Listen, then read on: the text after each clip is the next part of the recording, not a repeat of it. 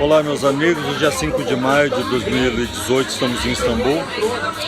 Eu fiz uma entrevista há pouco com o Léo Salgado, agora eu vou fazer com o Luciano Alves Santos Júnior, conhecido na aviação como Garotinho. Depois vocês vão me dizer por quê. Talvez seja porque essa alegria dele é muito especial. E eu devo publicar essa entrevista uma semana depois da do Léo Salgado. Então, por favor, Luciano, Garotinho, se apresente. Boa noite, ouvinte desse canal maravilhoso do nosso amigo Giron. O meu nome é Luciano Alves Santos Júnior, mais conhecido pelo carinhoso apelido de Garotinho, pelos meus colegas Ivarig, etc. Bom, eu tenho 51 anos, comecei a minha aviação no Aeroclube de Maricá e nesse mesmo tempo eu estava estudando engenharia mecânica. E meu pai carinhosamente me obrigou a terminar a faculdade para que eu continuasse o Aeroclube. Então assim eu fiz. Eu me formei em engenheiro mecânico, mas nunca trabalhei como tal, porque meu sonho sempre foi ser aviador, desde criança, entendeu? Mas só agradeço a ele, porque uma graduação é sempre importante. Por mais que vocês amem a nossa profissão, porque isso é uma profissão de amor, dedicação e sacrifício, parece simples, mas não é. É importante que você tenha um background, uma graduação desse meio. Deixa eu te perguntar, Garotinho, e você ter sido engenheiro te ajudou nessa profissão? Em alguns, exatamente. Gráficos, cálculos... Principalmente, não só como você falou, gráficos, cálculos, principalmente no raciocínio, no time de você pegar as coisas, da maneira de estudar, na sua organização pessoal. Isso é muito importante, porque isso exige muita disciplina da nossa parte. Sem disciplina é muito difícil, entendeu? Você concatenar todos os passos. Então, voltando à minha vida. Aeroclube, estudo no Skylab com o seu Alex à noite, fazendo faculdade também. Ok? Aí, tendo que estudar e se preparar para as provas da ANAC, que não são fáceis, eram muito difíceis naquela época. Eu me formei piloto privado em 84, para vocês terem uma ideia. A prova foi a última de cartão furado, cartão furado, coisa que não existe mais, entendeu? Foi assim, a minha prova de PCFR foi a primeira computadorizada e assim acho que vem seguindo sucessivamente, entendeu? E aí você faz o PP, 50 horas, PC com 150 horas mais o multi. O que é PP?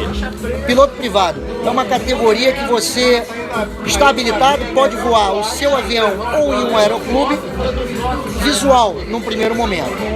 Aí você passa a fazer um curso mais aprofundado de regulamentos e regras de voo, que vão lhe permitir voar por instrumentos, ou seja, sem olhar para fora, e já sendo remunerado por alguma empresa, que é o curso de piloto comercial e instrumento, é o qual te habilita para que você possa entrar numa linha aérea, seja ela qual for, uma regional ou uma empresa de primeiro nível.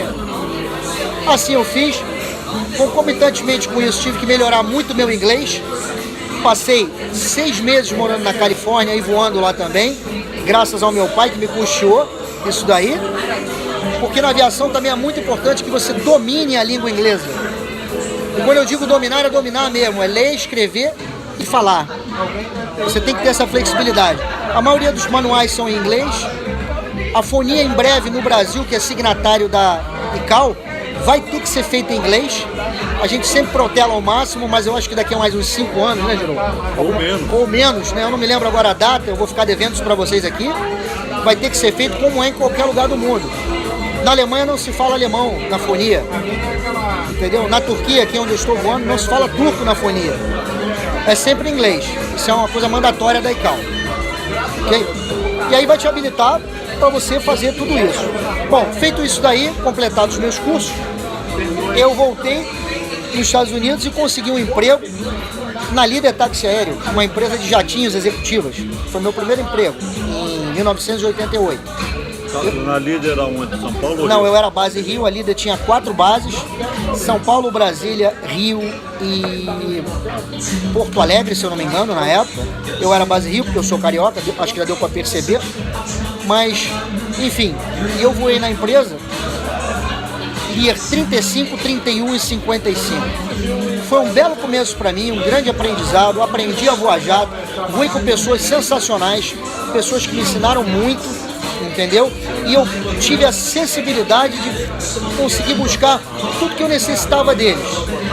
Como estudar, o que aprender, como melhorar, enfim, como ser um profissional melhor, me aperfeiçoar a cada dia.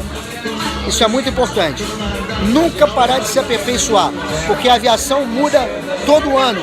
Existem novidades, updates, tecnologias, e a gente tem que estar sempre, sabe, se atualizando, porque senão fica muito difícil. Feito isso, eu voei na aviação executiva de 88 até 96, quando eu, mordido pelo micróbio que todos nós temos, que é o micróbio de voar numa linha aérea e voar numa empresa maior, prestei concurso para a maior empresa do nosso país, a Varig, passando, e então entrei nela de 97,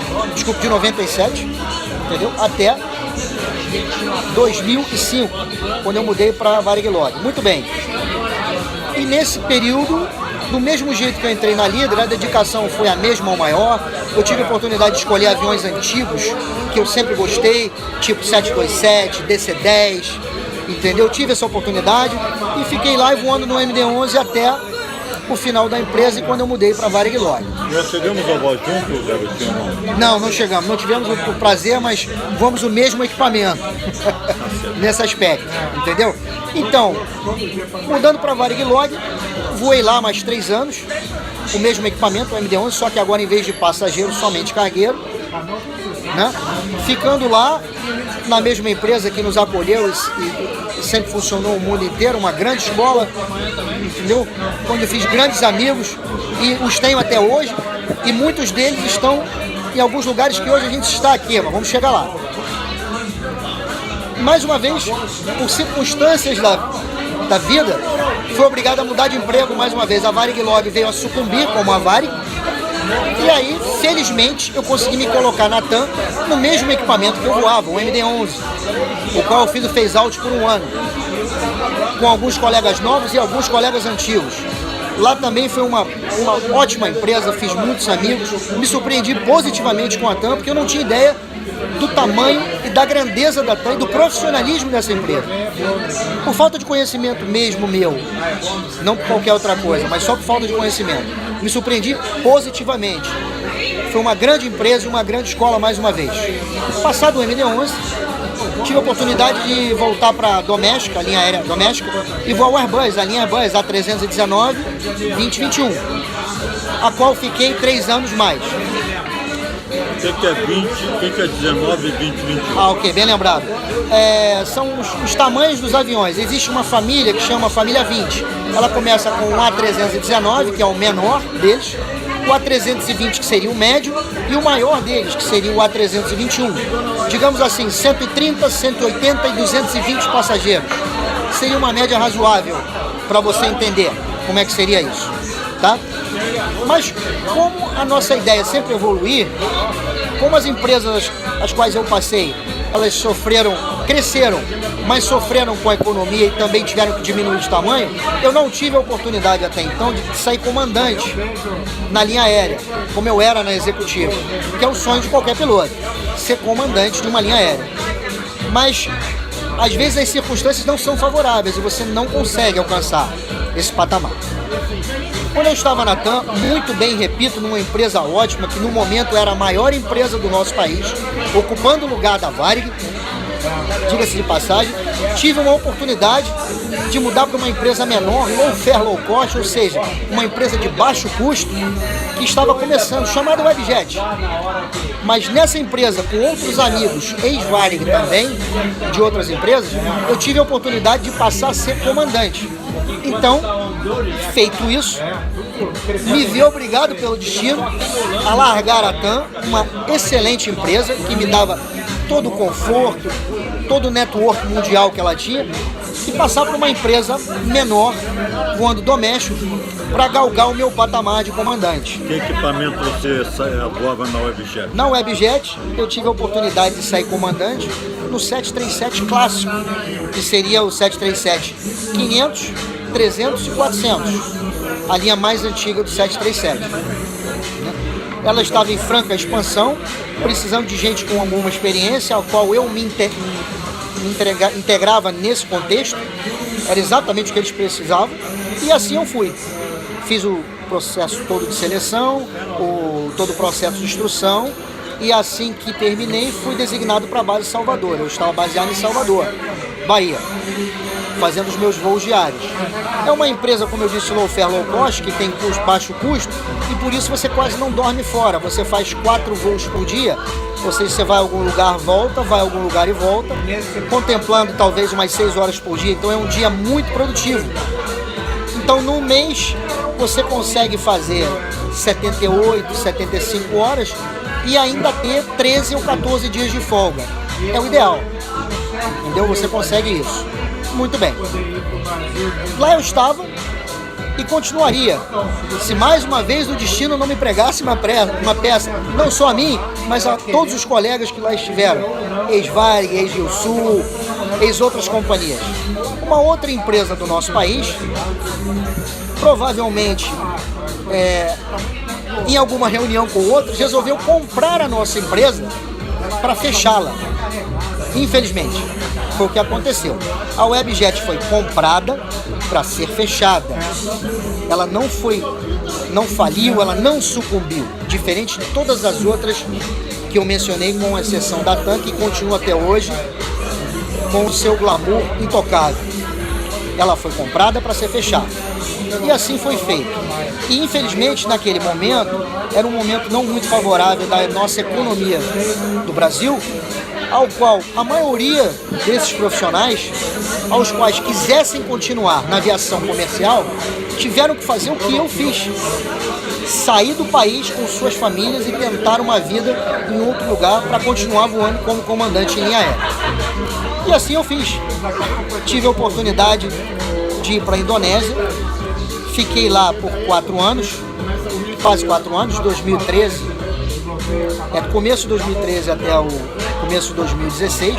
Foi um lugar muito bom, que me acolheu muito bem, um povo maravilhoso, um lugar muito parecido com o nosso Nordeste brasileiro, aquele clima de chove não chove, sempre calor, muito legal. Lá eu tive a oportunidade de voar o mesmo avião que eu estava, o clássico, e um patamar acima para o 737NG, que é a segunda geração do meu avião, que é o que até bem pouco tempo era o mais moderno, 737NG, agora já não é mais. Existe um outro, Max, que a gente fala disso daí daqui a pouquinho. Voei os dois tipos, fiquei lá quase 4 anos exatamente, depois, como eu falei anteriormente, e surgiu uma oportunidade numa empresa também mundial.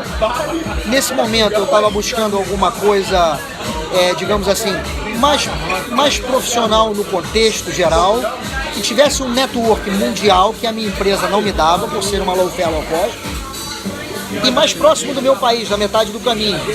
Essa empresa foi a Turkish Airlines, a empresa que eu estou até hoje, me encontro nela até hoje, entendeu? Tive a oportunidade de prestar concurso, logrei êxito, passei, e em 2016 vim para ela, para voar o mesmo equipamento, 737NG. Estou nele até hoje. A Turkish Airlines é uma empresa mundialmente conhecida, não preciso dizer, ela voa para mais de 200 destinos no mundo inteiro, inclusive para o Brasil e São Paulo. E o meu avião 737, as linhas que a gente faz são simplesmente toda a Europa, de Moscou a Londres, a África toda até a barriguinha dela, ou seja, até Nigéria, Quênia, para cima, todo o Middle East, os Emirados Árabes, Arábia Saudita, etc.